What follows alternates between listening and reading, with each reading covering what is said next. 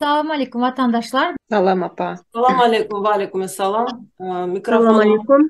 Sen Bugünkü temamız vatandaşlar. Türkmenistan'da şu son 30 yılın içinde ayal kızlara edilen zulümler deyip bilәsdə, hak hukuklarının bozulmağı barada görün.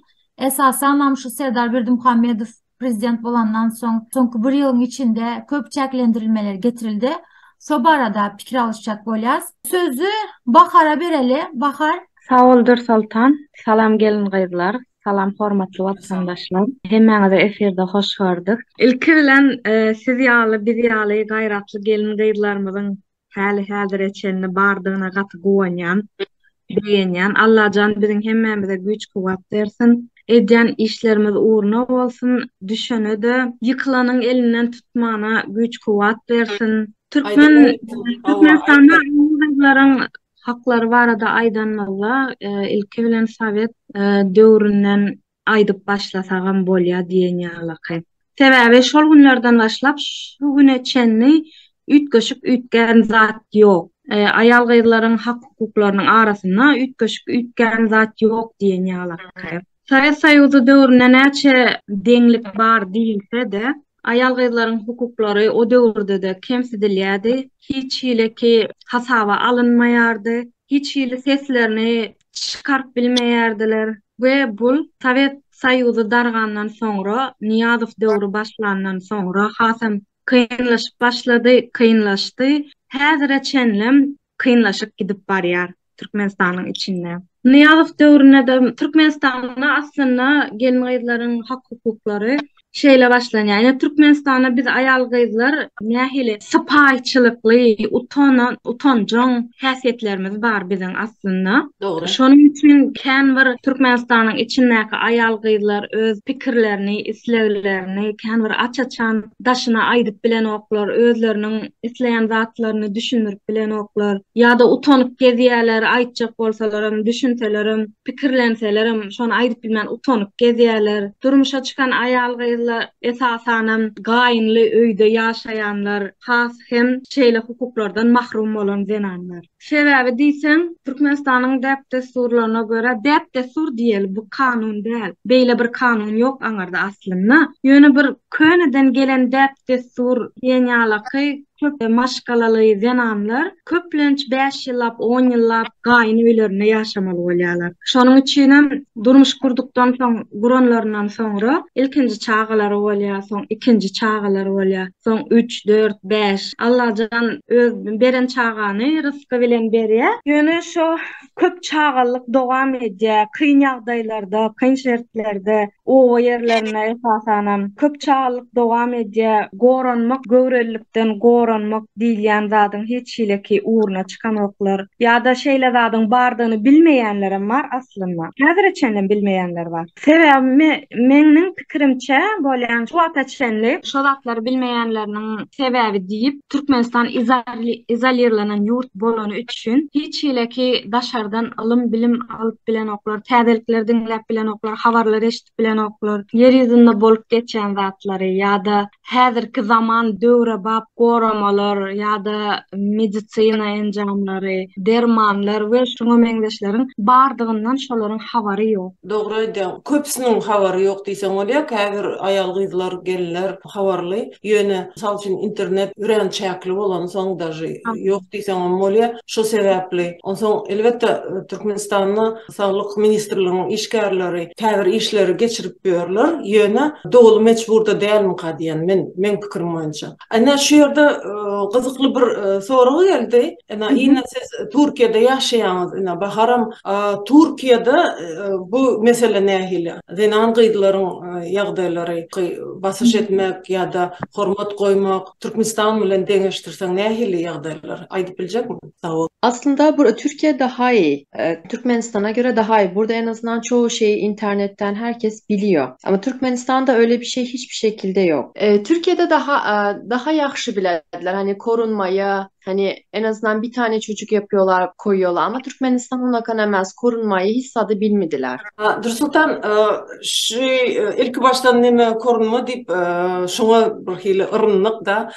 Soňky döwürde neme barada köp gürrüň gidip dur. Iň soňky eşten habarym bir kepde, 3 kepde belki bolandyr. Inni özüňiz bilen Türkmenistanyny köp çäreler geçirilip ber. Şo çärelere tutuş milleti gatnaşdyrýarlar. Hasam şu büdjet işgärleri, mugallimler, doktorlary, okuwçylary, mektepde studentleri, institutdakylar. Şonuň hemmesini 30 ýyllarna bäri gatnaşdyrýarlar. Indi şu ýyl näme eşitdik? Sen hem okansyň, siz hem görensiňiz. Yaş.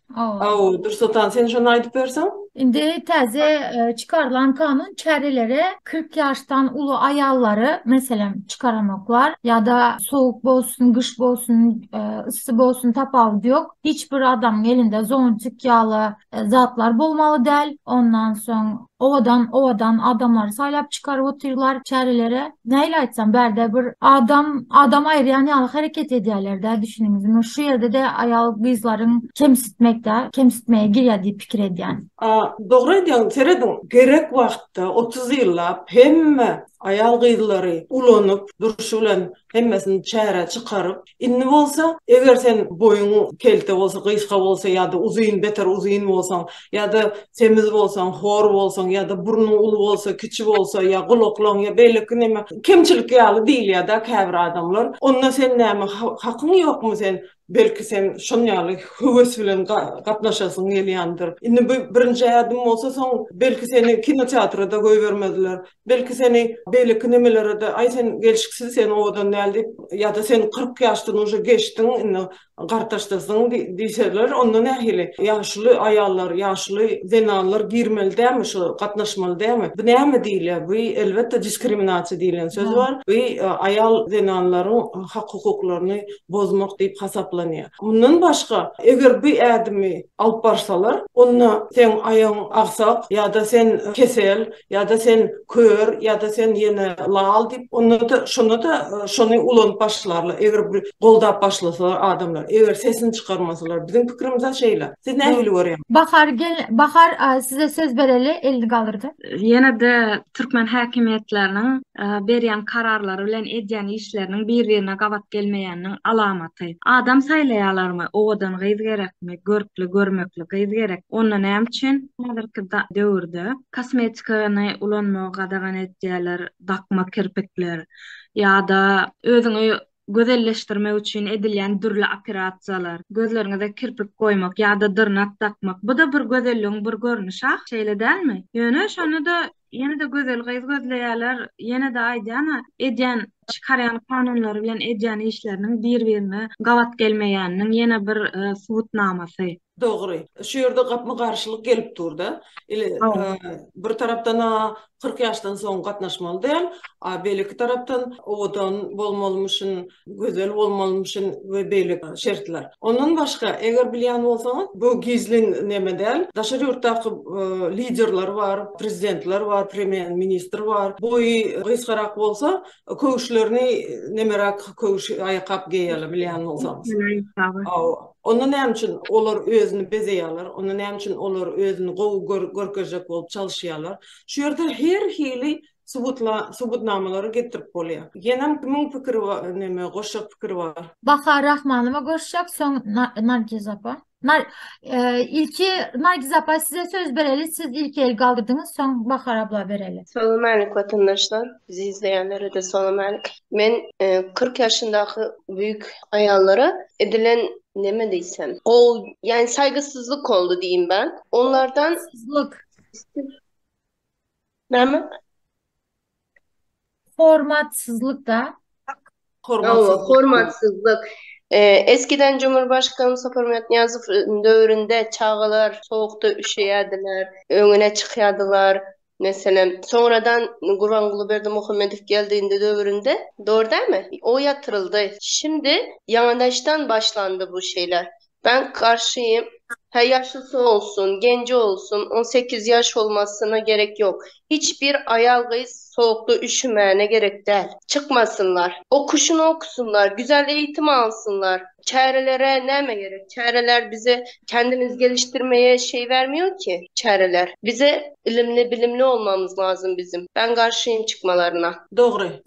Bahar Rahmanova berin söz. Öňden bäri elini galdyryp otyr. Assalamu alaikum aziz vatandaşlar. Benim şu Türkmenistan'da şu hafta bolup geçen değişiklikler karşı olduğumu söylemek istiyorum. Şöyle ki tırnaklara bizlerin prezidentimiz, Türkmenistan'ın prezidenti daha doğrusu tırnak koyma Türkmenistan ayal kızlarına yasak koyduğu için так как президент Туркменистана запретил девушкам, женщинам краситься и ногти, вообще маникюр, педикюр, вот это все, так как запретил, я тоже против этого, потому что он не имеет права, ни он, ни его близкие не имеют права, чтобы запрещать, потому что у них есть жены, мужья, у жен есть мужья, у девушек есть парни или братья, родители в том числе, они могут решать за девушек, а не президент Туркменистана или кто-либо. Вот так вот. И еще я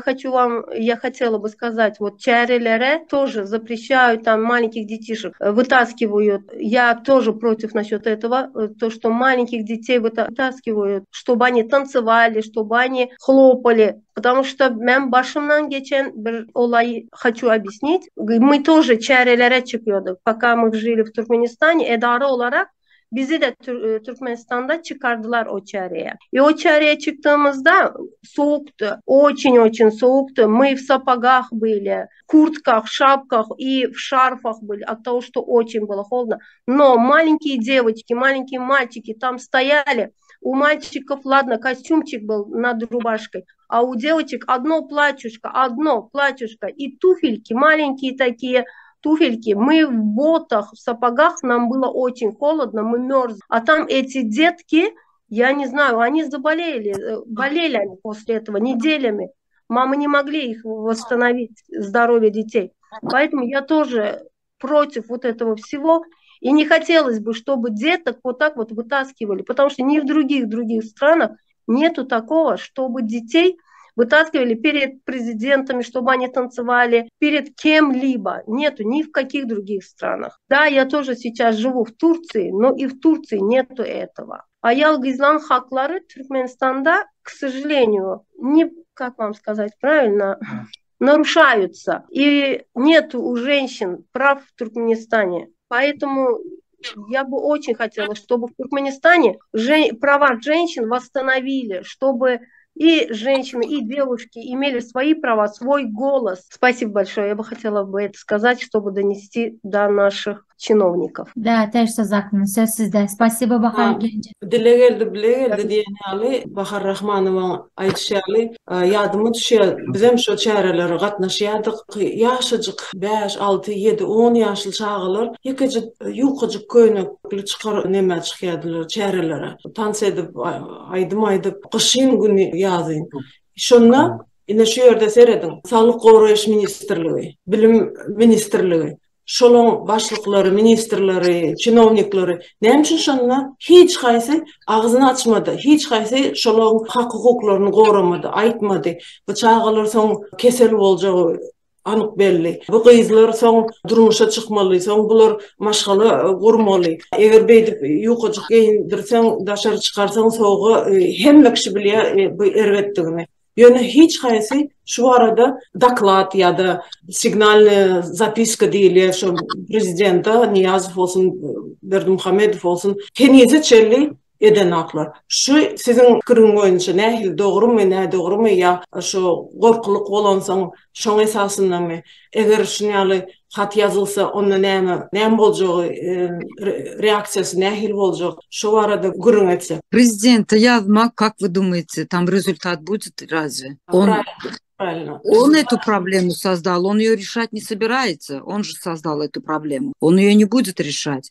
И вообще, раньше, например, вот при Ниязове, да, хоть как-то там ему писали, там вроде бы читались эти письма, а сейчас же, и тем более в последние года, вообще же, я даже не думаю, что ему пишут, Да. что он вообще это читает. Они вообще на другой планете они живут. Да. Просто это надо, знаете, как вот, чтобы во всеобщее обозрение эту проблему.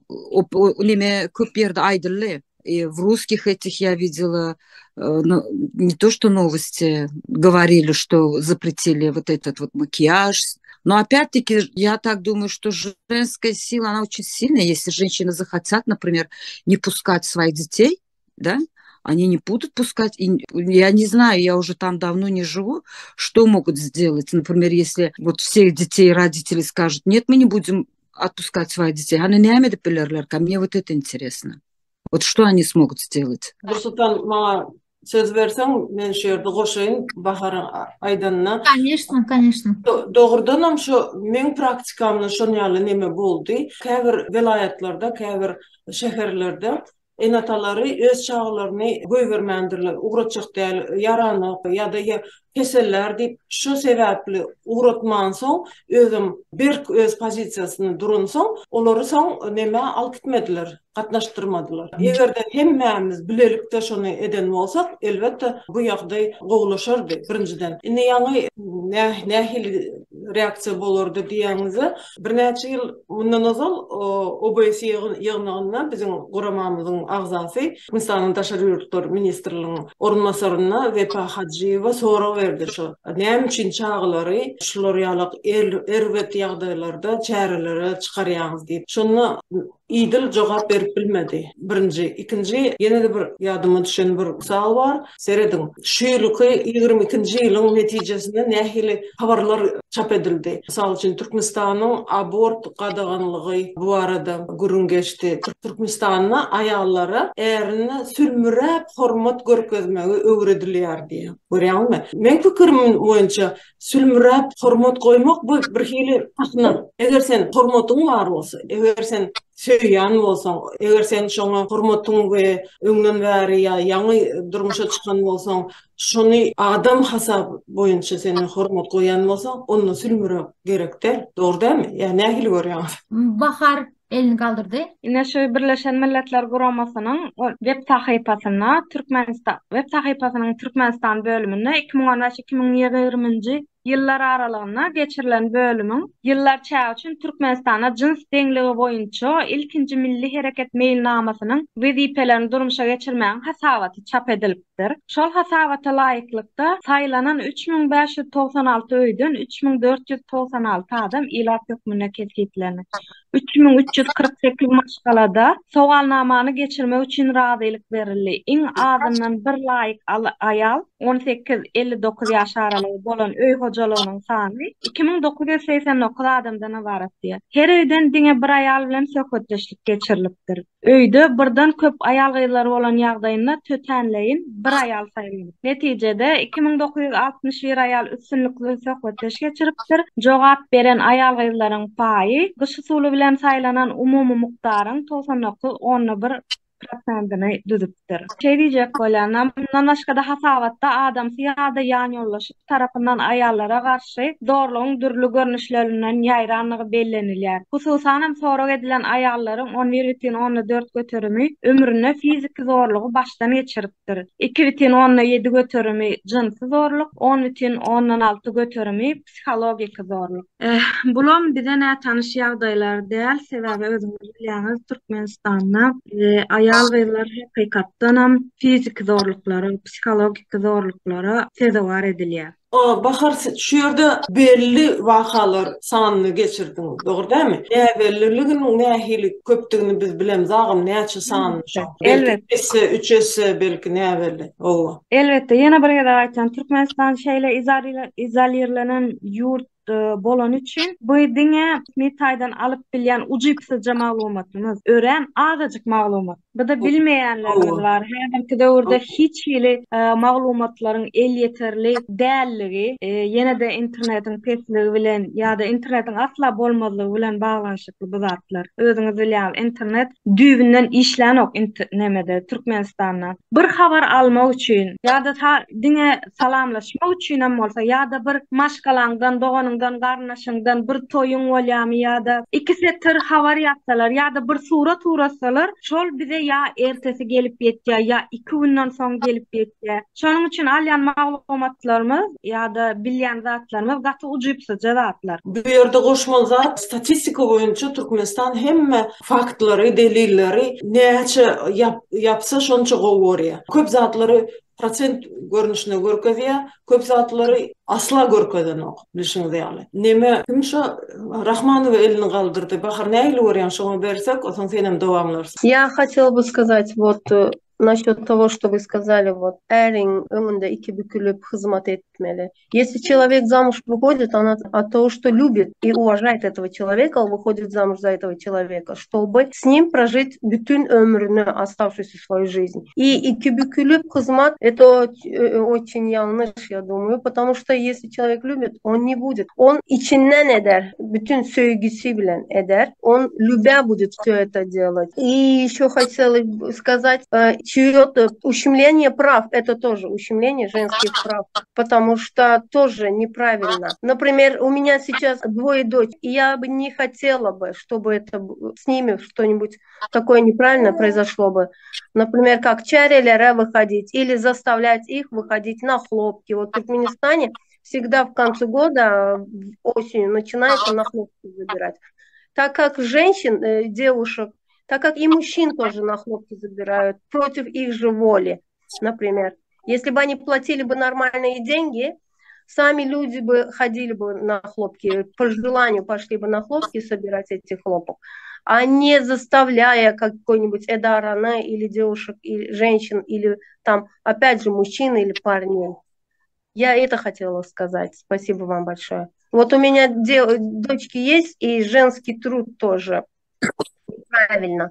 Я бы не хотела, чтобы ущемлялись их права, и поэтому я стараюсь не жить там. Поэтому я живу в Турции. Спасибо большое. Dursultan menem goşsam, seredin berdi, ýa-ni köp misallar getirdik. Şu ýerde gyzlar, gelinler hormat goýmaly diýerler da. Çyn ýürek bilen hormat goýan gyzlar, gelinler hemişe şonu bildirýändir. Ýöne Sülmürap diýeni şu sahnaň oýuny Türkmenistanyň özü, ýurdun özü sahna ýaly. Eger görseňiz ýaly çäreler geçirýärler, onuň prezidentin öňüne iki büküdük güller beren bolýarlar. Ýygnak geçirilenne erkekler kellesini galdyryp bilenok. Bulan hemmesini sahna oyun. Bundan başga eger gören bolsaňyz Türkmenistan häzir şonu näme üçin goldaýar şu siýasaty. Şeýdip gul-gurnak jemgyýeti döredildi diýen ýaly şonu dowam edip barýarlar. Men pikirim boýunça şeýle. Eger sen öz pikirini hatta şu tanqid bolsun, ýöne töhmet bolmaly däl. Tanqid bilen töhmeti bulaşdyrmaly däl. Eger sen şonu aýtsaň, ýa-ni biz aýtdyk, şu çäreler çykmasyn çağılar diýende minister aýdan bolany, belki bu ýagdaýa düşmezdik. Ýöne Türkmenistanyň rejimi ilki baştan bizim hemmemize, erkeklere, ayallara ýaşmakdakdy. Doğru değil mi? Doğru aytýaňyz Sersiz Akınman. Mikrofonumuz yapıldı.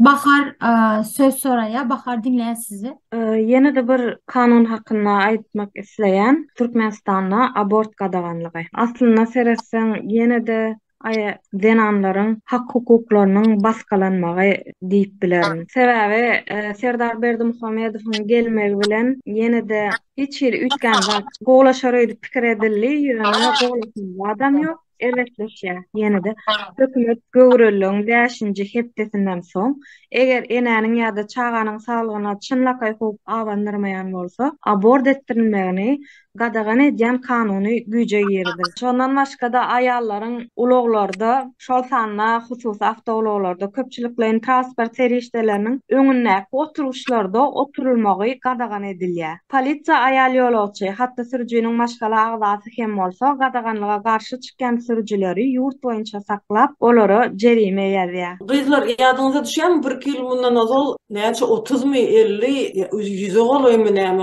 aýal gyzlary maşin sürüjü prawany bermediler. Ýadyňyza düşýärmi? Şonda näçe çağırış boldy, näçe ýüzlenme etdiler. Şondan soň ýüzlenmelerden soň bular aýal gyzlar protest görkezden soň Türkmenistanyň içinde de Ondan soň öz hak hukuklaryny talap edip bildirler, ýadyňyza düşen bolsa. Doğru.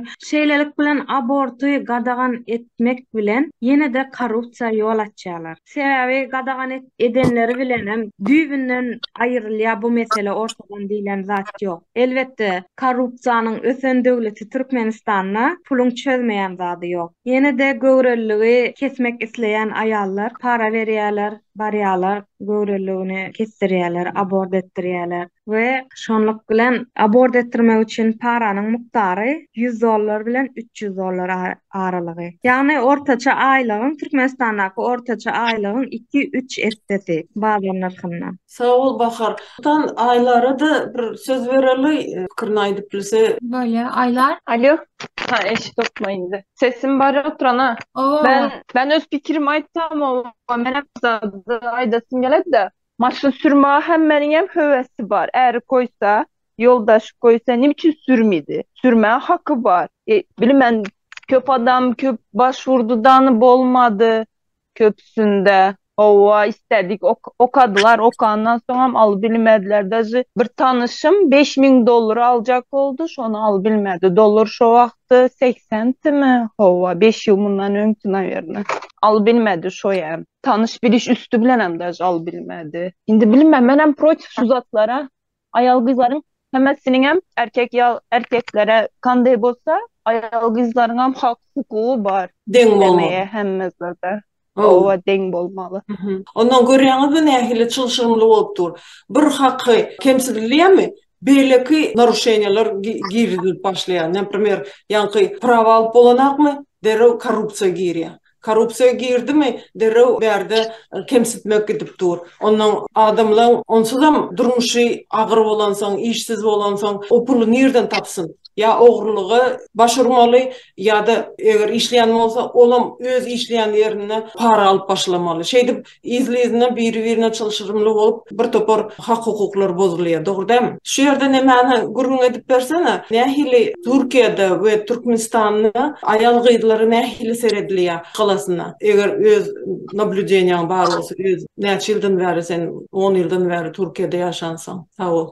Men ünsberen zatlarım berde ayal kızlara Türkmenistan'a seredende has köp format koyalar, guramalar var, cemiyetçilik guramaları var, devleti değişli bolmadık. Sonra mesela berde cinayette diyen yalı temaları gözgalıyor. Yani Türkmenistan'da da vardır. Конечно, yani Türkmenistan'da şu zatlar haberlara çıkmalığı sebeple hemmemiz yok diye fikir edeceğiz. Ne esasen hem Türkiye'de mesela son bir neçe günün içinde Türkmenistan ayalı yine bir Türkmen erkek öldürüldü. Şu Türkiye'nin medyasına görkezildi. Yani Türkmenler de görkezilmedi. De şu zatlar görkezilmeli sebeple Türkmenistanlılar da fikir ediyor. Türkmenistan'da ayal cinayeti hiç yok deyip. Mesela berde Türkiye'de bir ayal öldürülse ya da urulsa ya da psikolojik baskı gören yadayında bir TikTok ya da sosyal ulgamların birinde paylaşılan yadayında köpçülük ona neme beriyor. Golda beriyor. Tanımasalarım alıp paylaşıyorlar. Ondan sonra eğer sudun rişenyası bir yanlış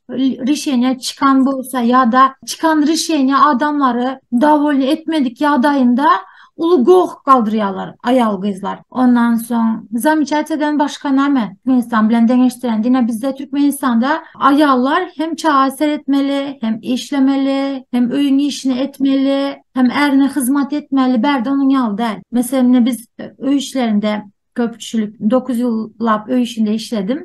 Eğer bir ayal işleyen bolsa öyün işini yoldaş denk hatarda kömeği ediyendir ya da şoňa kömekçi tutýandyr, çağa gaýynlar seredýändir. Şunun ýaly bir ılalaşyk bar da, ýöne bizde Türkmenistanda yok. Mesela gaýny bilen bir öýde ýaşamak meselesi bar. Berde köpçülükleýin gaýny bilen bir öýde ýaşamagy kabul edenek bar. Bilmedim, bu uwajenýa bilen baly, hormat goýmak bilen baly bolup biler diýip pikir edemok. Ýöne hukman äre degen durmuşa çykan ýagdaýynda adel bir öýe çıkarıp, adelini öýüň hemme zadyny alıp, ondan soň ölendirýärler ya da durmuşa çıkarýarlar. Bizde şoň ýaly zat yok mesela. Bir ayal durmuşa çıkan ýagdaýynda hem aýdyşmaýaly gaýynlaryna hizmet edýär, hem erine hizmet edýär, hem hemmesinin kak budtu şunu ýaly panyatsa bar da men öz sen yerimden misal bersem. Kak budtu gelin hiç kime cevap vermeli değil ya da gep kaytarmalı değil, özünün hakkını koramalı değil. Kaçan da bir kız maşkala yuvaş bolsa, cevap vermese, näme deyseler deysin, kellesini aşağı basıp oturan yağdayında makbula geçiyor Türkmenistan'da. Yöne berdi onun yazatları bir adam kemsikmek deyip hasaplanıyor Türkiye'de. Mesela eşik meselesine gelende Türkmenistan'da tanımadığı adamların hem sen eşiğine tankıtlap ya da şunu yazgarıp bilirler. Yöne berdi şuna hiç ili ruhsat verilen yok. Esasen hem yankı pastaroyni biri bolsa. Berde görüşümüz yalı din sebepli yapık ayal kızlaran var. Bol atkravin giyinyenlerin var. Romniki giyinyenlerin var. Yani birini hormat koyup yaşayalar da bizde şu zatlardan bizim halkımız gıynansak da şu televizyonda ya da sosyal ulgamlarda şu barada düşündürüş geçirilmenliği sebeple ya da geçirilen düşündürüşlerin köpüsünün ayal kızların haklarını depelemekten geçersin. Ayçınız ya işte ere hormat koymak ya da dar göğnek giymeli değil ya da kosmetika ulanmalı değil. Hem içerisinde haberler paylaşılan son adamlar hem şunu normal deyip fikir edene yadımda benim Serdar Berdimuhamedov prezident bolanda dodaklara ukol etmek qadağanlığı getirdi, doğru mu? Sonra sosyal TikTok'ta biz paylaştık. Halkın reaksiyasını görmek için ve köp erkek vatandaşlarımız beğendi. Hem bunu İslam dinine doğru deyip hasapladılar. Hem neyle aytsam doğru karar verildi deyip hasapladılar ve prezident bilen başta bir fikirde kabir erkeklerimiz. Yöne berde mesela Türkiye'de açan klinikalar var. Kim nähil görnesi gelen bolsa, darjı berde öz aramızda da hazır egindeşlerimiz ayda otur, eğer ruhsat berse, atası ruhsat berse, doğan ruhsat berse, hiç näme görem yok da 18 yaşını geçtin, özün sazlayan gelenden son birinden atandan belki ova hormat koymak için ruhsat sorap bolyandır yöne ya da havar duyduruş berip bolyandır yoldaşına da ağana da yöne berde onun ya zatlar yok primayse. Değiştirsen değiştirivermeli yöne benim hazır aklıma gelen zatlar şular. Bahar abla elini kaldırıp. Я еще бы хотела добавить, правильно Нурсултан говорит, eşik zat o zatlara hiç kim karşı bilen yok. Еще по закону, kanun boyunca Turciyada, например, ayalı işlemeyen olsa, ömür boyu işlemeyen olsa, eğer işleyen olsa, если adamsı yoğlanan son, şunun pensiyasını ayalı alıyor. Ol ayalın kakası yoğlanan olsa, kakası ecesi yoğlanan olsa, şol ayal, şol kakasının pensiyasını alıyor. İki pensiya alıyor. Хотя эта женщина никогда не работала. Men öz gaynenem şon ýaly, onun ýoğully bolan şol hem kakasynyň pensiýasyny alýady, hem adamsynyň pensiýasyny alýady. On trudовой knižkasy o zatlara seretmeýär Turkiýa. Benim şonu gen aldım begendim. İki pensiýa alýar. Ana şu tarapdan hem Turkiýa aýallaryň hakkyny, hukukyny neme diýär. Onun şol sülmüremeli meselesine şol kanun boyunca girdilipdirmi yoksa neme prosto na slova? Buyruk na slova. Häzir okap berin. Türkmenistan'da ayallara eğerine sülmürep hormat görkezmegi öwredilýär. Demek şu yankı nemeler var. Näme diýler şonda o geňeşlerimi? Şu taýda beýlik nemelerde şunally neme çağırıp, o son institutlarda, mekteplerde şular ýaly gurrun geçirip, sapak ýaly öwredýärmişler. Men, например, öz gelinim var Türkmenistan'da. Men o öňkü gaýnenem bilen bile ýaşaýarlar howluda. Men srazu aýtdym, eger saňa diýdim, ýalyk daňynasyn gelmese, daňynma hiç kim seniň eşiňe zadyna garşmana haky ýok. Ol şumat işleýär. Ahtıcağım var. İşleye, ben oğluma diyen. Öyün işi gelinim üstüne. Ana hem işleye hem öyün işi naharı hem çağı. Sen erkek olup hekkermelerle şuna kömek etmeli. Ya sigdayet bile yaşayanı da şu durmuştaki problemlerin bile çözmeli. Şunu например her ayal şun yal edip öz gelinine, öz gıydına sereden yalı seresi. O serdarın çıkanan kanunu serdar не решает мен семьямдaki болжak men gelinim sürmüremeli mi ya sürmürelmeli mi, onu serda решать eden o, это я решаю в своей семье. И на что опять-таки это yine de образование var ya, yine de вот ayarlarımız bizim özlerimiz nemetmeli, şol gelinlerimiz de özümüz iyi çıkmalı, özümüz nemetmeli, öğretmeli. Şu oğlum erkek nemet onu olar yal etmeliler. Prava должны быть одинаковые в доме. Şonu aytacak oğlum. Doğru bakır. Şu yerde ne için hükümet şunu dolandırıp bilen sebebi düşündürüş iş geçiren aklı. Şu arada gurun geçirmeli, sünmüre deyip gurun geçirmeli değil, öğretmeli. Ne için? Misal için sen oğlun öz ayalına şu zatlar kömek etse, eğer yadığı gelenine öy işine kömek etse, gelin yadamaz, keserlemez. Ondan misal için 50, 60, 70, 80 yaşlarına den sağ olurlar. Bizim käbir nemeleri görýäňiz ha, maşgala erkegi daýaw neme ýaly, aýaly eňem hüsseýip kesel, bir topar keseli var, diagnozlary var. Näme üçin? Sebebi gaýgy, gije gündüz iş, ýadawlyk ýagdaýda gelip iş edenden beter bolýan eken.